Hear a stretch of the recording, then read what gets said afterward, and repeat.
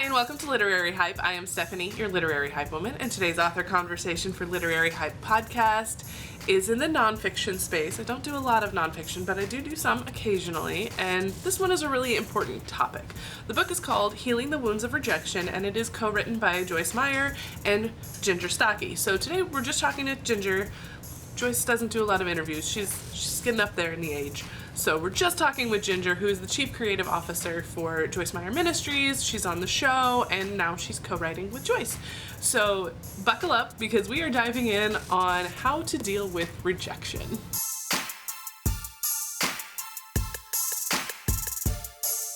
Well, welcome to Literary Hype. It's so exciting to have you on, just because Thank you. Known you for a hot minute. But before we dive into the book itself, there's probably going to be a lot of people who recognize Joyce Meyer's name from seeing her in bookstores and haven't seen you because they don't watch the show. So for anybody who knows Joyce Meyer but doesn't know who you are, who are you? I feel like it's so nice to meet you, but I already know you, but I don't know all of you. So my name is Ginger Stache, and I have worked with Joyce Meyer Ministries for over 20 years now. And so, yes, if they watch her television program, they'll see me there with her. But this project that we wrote together is one that, as friends, we would just talk like friends do about life and, hard things that you're going through. And so rejections are something that everyone faces. And one day she called me and she said, would you like to write a book with me on rejection? And so that's how it all began. And my role actually at the ministry is working in the different areas in television and print. And so anyway, I was thrilled to be involved in this way.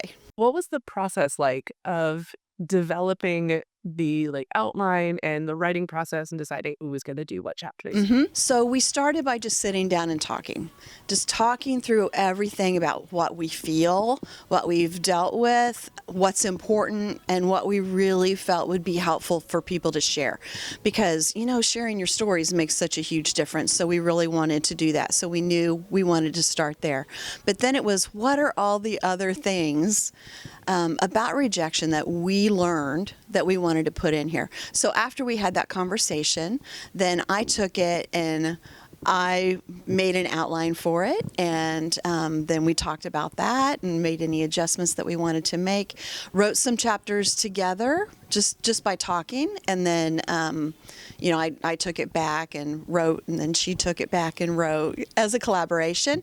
And other chapters we decided, for instance, if there was something that she really wanted to write about, like she really wanted to write about perfection, how we use perfection to avoid rejection.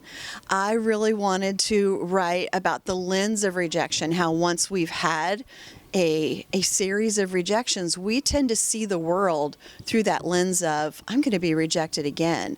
And so those are just examples, but then we split up some chapters, wrote them individually, and then looked at each other's and talked about them together. Sounds like a great little collaboration. It was. Did you learn anything about writing or the writing process from Joyce while working on this book, since she's got so many goals? Well, I've had the advantage of working with Joyce for so long, and we would just sit and talk about writing processes, and her writing process and mine are very different. I love to start with an outline and decide what I want to do, and then be keeping notes and working toward that outline and then begin writing. She likes to just sit down, introduction, right beginning to end. So our processes are very different, and we knew that going in. So I think what I learned about it is you have to do what works for you. You use the process that works best for you, but if you get to collaborate with someone else, then you do learn from each other. And so it was really fun to do it that way, to see how it was different, but it worked together cohesively. Why is now the time for a book on rejection? Oh, wow. I think the world is at a place where so many people feel rejected because it's just easy to hide behind social media and say anything you want. There's no face to it. And those words are still cutting. And I think there are so many angry people in the world because of the state that so many different things are in, that we take that anger out on each other. There are so many relationships that are in bad shape. And as a person who believes in God and really believes that He's working in all of these areas to help us, I think that the world is at a place right now where we need to talk about this more than ever, because Joyce and I were talking, this is important right now because it's such an epidemic for the world. And we believe that God wants to do something to help us all get through it and to learn how to deal with it better. And that's something I've noticed on like TikTok a lot lately.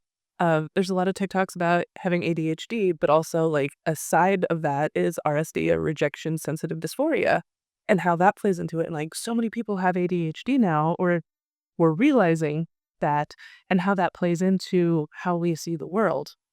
So for someone who doesn't come from a faith background, why should they pick up this book? Yeah, we all deal with rejection. No matter who we are, no matter how our personality is, we deal with it differently, but we're all going to get rejected at one way or another. And so then the question is, how much power am I going to let rejection have over me?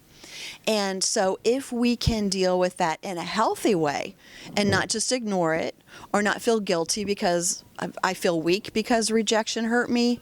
There are so many different ways that we respond. Whether you're a person of faith or not, you have this issue to deal with in your life. And if you're willing to look for all the possible answers to see what might help you most, this is an option to look at, because I have seen faith work in my life to heal me.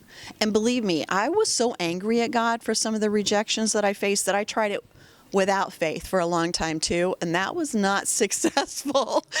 So that's why I would say, give it a shot. What have you got to lose? Pick this up. Take a look at some of the suggestions, because it really is a process. And if something doesn't work for you, then you try something else. And there are so many different ideas of what will help us actually in the Bible. So that's why I say it's a great place to find healing. This isn't just a faith book. There is a lot of other research that goes into your perspectives on rejection and how to move past it.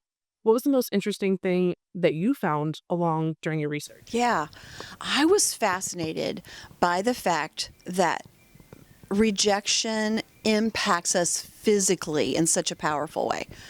I remember, because I wanted to be strong, I always consider myself a strong person. And for a lot of time, rejection didn't seem like it was a big deal until it was. Until I had a very large rejection in my life. And then it was like, how do I deal with this? So I felt, because of that, kind of weak. Wow, I didn't realize I would feel this way. But doing the research, learning that when your brain faces rejection and they watch a scan of how it responds, that it responds the same way as breaking a bone. The physical pain of breaking a bone looks the same way in your brain as a catastrophic rejection. And that was fascinating to me, to read the research about how real and potent and powerful rejection is. Gave me the permission to say, okay, I'm not crazy. This really is a real thing. This really hurts, and I need to deal with it accordingly.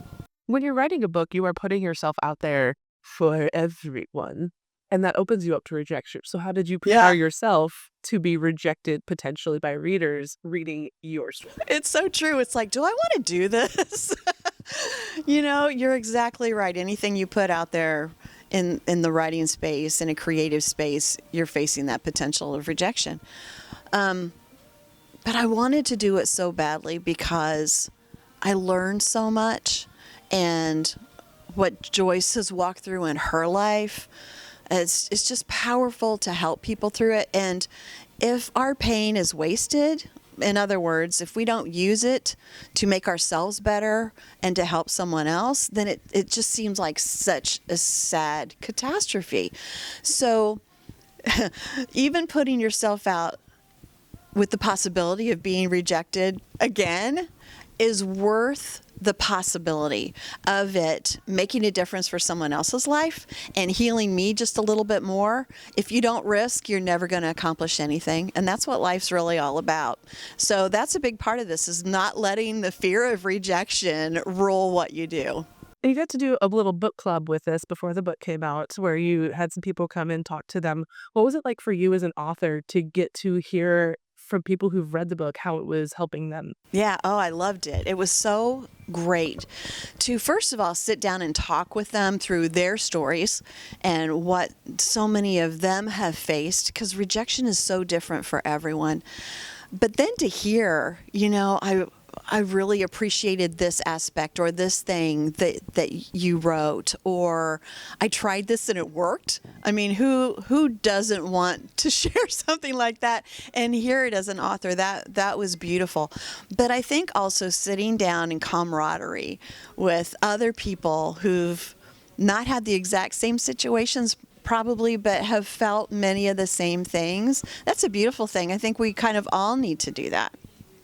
What was the hardest part for you to put down on the page?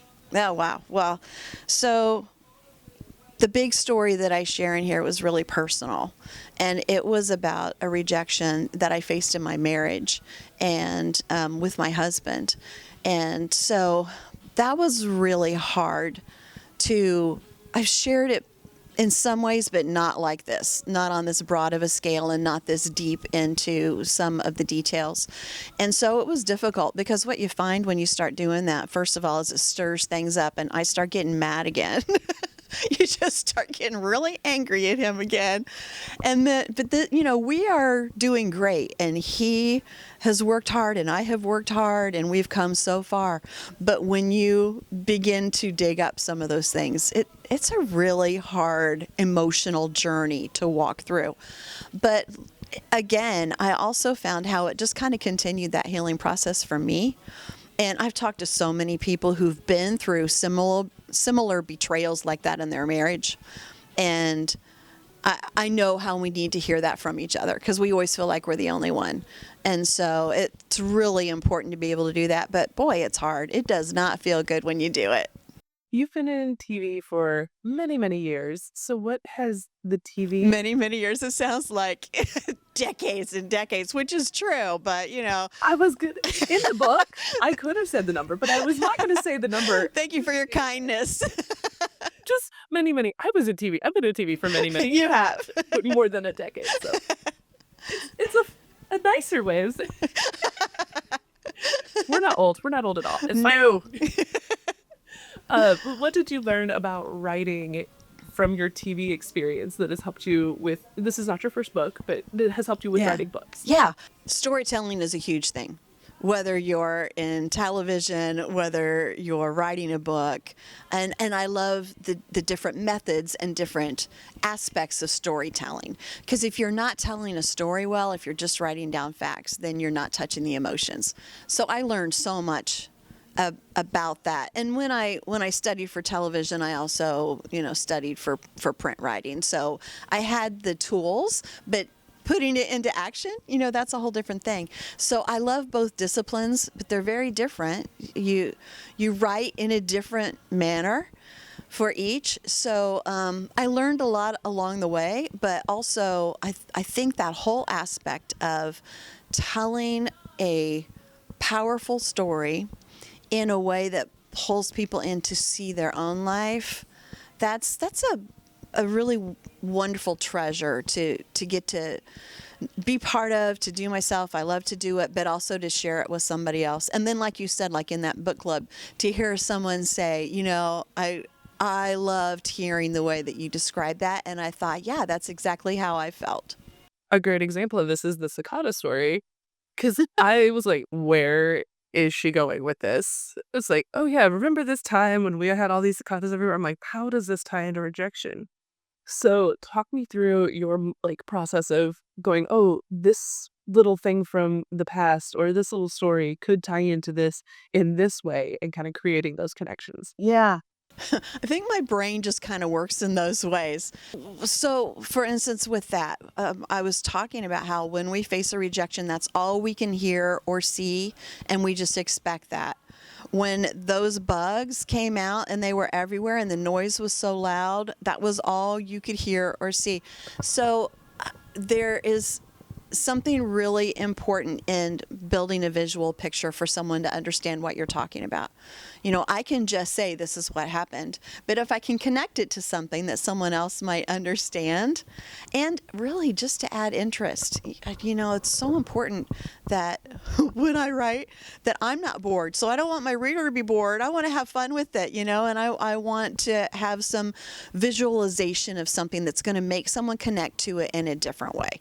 So that's just something that my brain kind of does, and it's probably something that I need from other people when they're doing it too. I love to read, and so a great book comes to life, and you want to go back and spend more time with those characters because they feel like friends, and so that's really important. Is I'm sharing my story as a friend. Well, talking as a friend, Yeah. gives you a lot of really fun stuff, and that involves travel. What have you learned from traveling that has kind of helped you in how you see the world and how you can write better stories?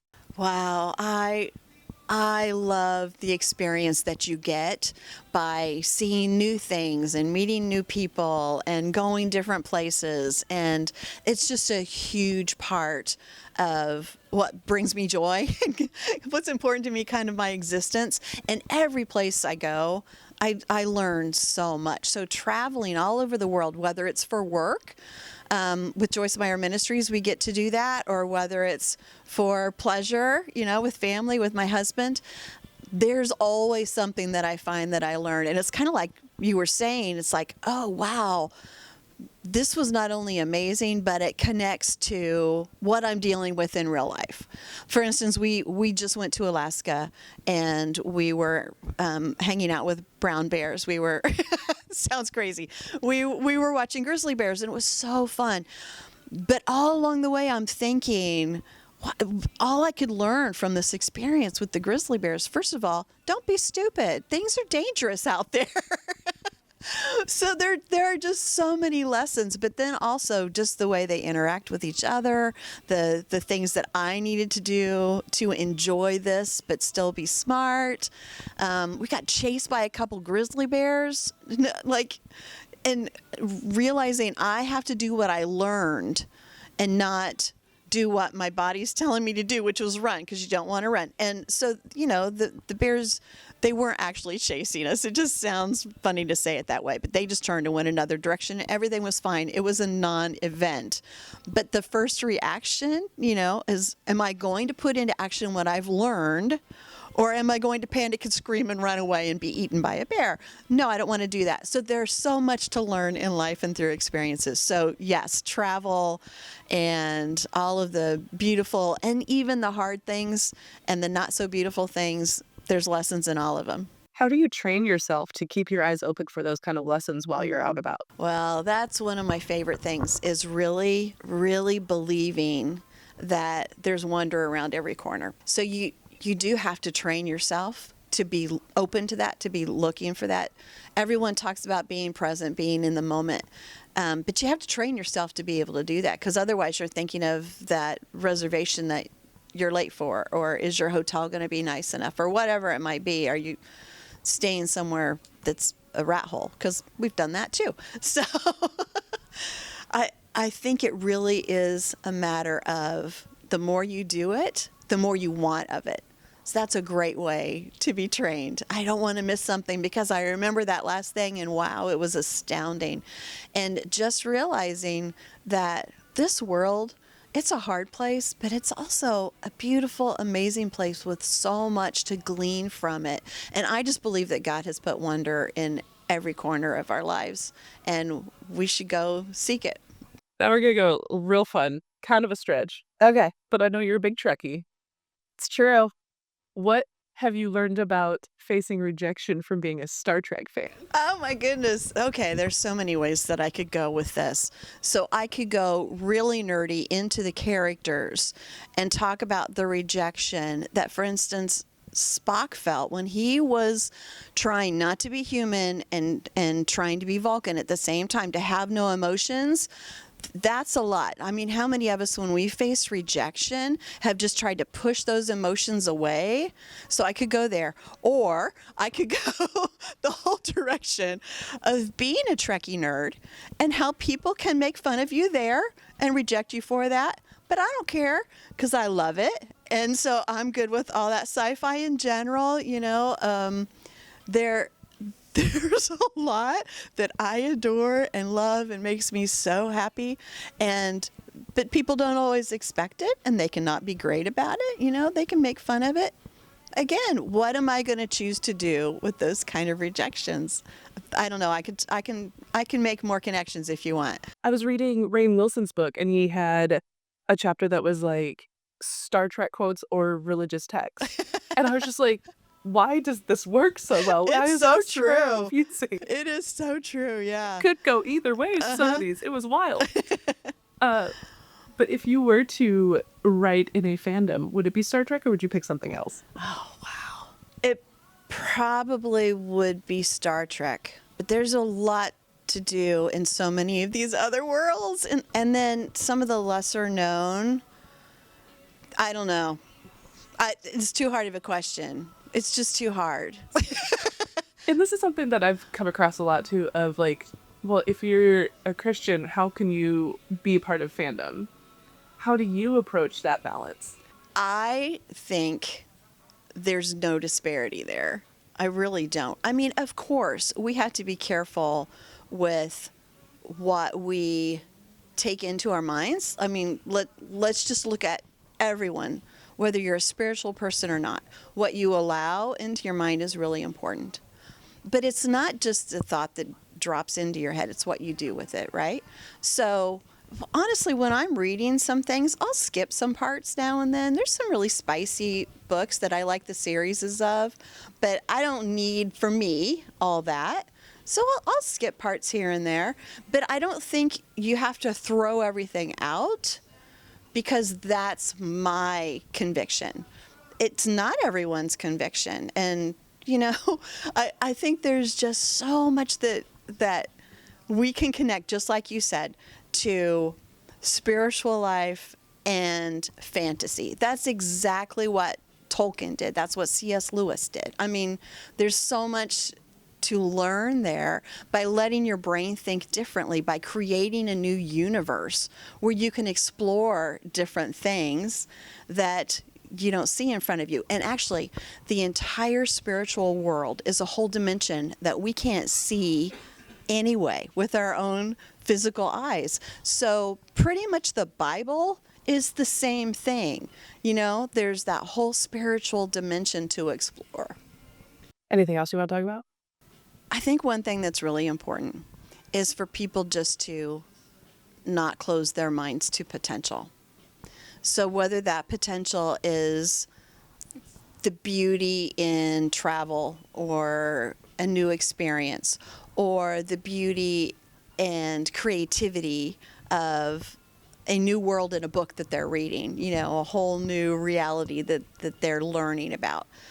But there's also so much that we have to open our mind to where we are in our own life and why we are making the choices that we're making and why we are responding to people the way that we are responding to. So don't close your eyes to the fact that there may be wounds in our lives that we need to deal with. There may be rejections that we need to deal with. I think this book on rejection is so vital to people because we don't realize how rejection is shaping our lives. And until we begin to ask ourselves to open our minds to those possibilities, then we can never truly be healed. So I just think if we can allow ourselves to explore different possibilities, that's when we become the most healthy we can possibly be. Awesome. Well, the last question we always ask, because this is Literary Hype, what books are you hyped about right now? So I'm currently reading the Red Rising series. And I know, it's been out a little while. People have been doing it, but I just picked it up not long ago. My daughter suggested it, enjoying it. And so, yeah, that's where I am right now. I'm in the second book. And again, it's just creating that alternate universe, some new existence that I love, that I enjoy. And it has a lot of so many other things as I'm reading it that I'm seeing Braveheart here, very much. I'm seeing so many other aspects of classic literature and sci-fi that I love and enjoy. So that's where I am right now. I like to call that one Hunger Games in space. It's so definitely Hunger Games, but I'm looking for other connections too. But you're right, it absolutely is. Thanks so much for talking to Literary Hype about Healing the Wounds of Rejection. Thank you, I appreciate it. It's been fun. Thanks again to Ginger for hanging out with me to talk all about her brand new book that she co-wrote with Joyce Meyer, Healing the Wounds of Rejection. If you'd like to get a hold of this book or Ginger's previous book, the links to do so are down in the description, as well as where to find Ginger on social media and a link to that book club discussion that we talked about. If you enjoyed this conversation, don't worry, there is plenty more where that came from. All you have to do is subscribe to the Literary Hype YouTube channel if you have not done so already. Click the little bell so you get notifications whenever I post new videos, and hit that like button. Thanks so much for watching. I'll see you next time.